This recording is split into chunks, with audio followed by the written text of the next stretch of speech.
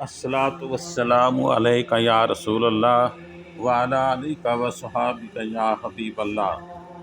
दोस्तों, आज मैं आपको एक ऐसी सूरत से दोस्ती करने के बारे में बताने को जा रहा हूँ जो तमाम बीमारियों का इलाज है। वो सूरत फातिहा है। सूरत फातिहा से दोस्ती कर लो।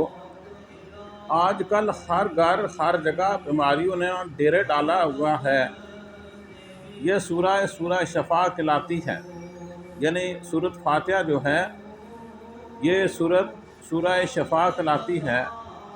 इस सूरह में तमाम बीमारियों का इलाज है। इस सूरह को अपने साथ जोड़ लें, मगर वो कैसे आपने इसको जोड़ना है, आज मैं आपको ये तरीका बताने जा रहा हूँ, ताकि हर घर से जो बीमारियाँ उनका खात्मा किया जा सके। आपने इस वीडियो को शेयर भी करना है ताकि दूसरे लोगों का भी फ़ायदा हो जाए। वो ऐसे कि जब भी हम पानी पिएं, सूरत फातिहा दम करके पिएं। जैसे ही गिलास भरने के लिए नलके का नल खोलें, गिलास भरने तक हम एक मरतबा सूरत फातिहा पढ़ लें और इस पर दम करके पिएं। जब भी कोई चीज़ खाएं तो बिस्मिल्लाह पढ़कर सूरत फातिहा पढ़ लें। अल्लाह के हुक्म से बड़ी बीमारियां आपको छू ना सकेंगी। बस आप सूरत फातिहा से जुड़ जाएं। चाय पिएं या काफ़ी पिएं, कुछ भी पी रहे हों, इन सब पर सूरह फातिहा का दम करके पिएं। अपने बच्चों को भी इस अमल की आदत डालें ताकि वो बचपन से ही बीमारियों से महफूज रहें। सल्लु अलल हबीब सल्लल्लाहु ताला अलैहि वसल्लम। आपको पता चल गया कि आपने क्या करना है।